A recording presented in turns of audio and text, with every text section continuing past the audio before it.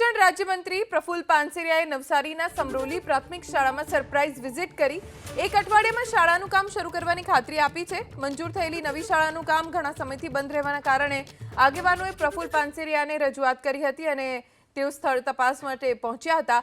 2 દિવસમાં શાળા બાબતની તમામ વિગતો અને ડોક્યુમેન્ટ્સ મંગાવવામાં આવ્યા અને શાળાની કામગીરીમાં ક્ષતિ દેખાશે તો કોન્ટ્રાક્ટર સામે પણ કાર્યવાહીની ખાતરી આપી।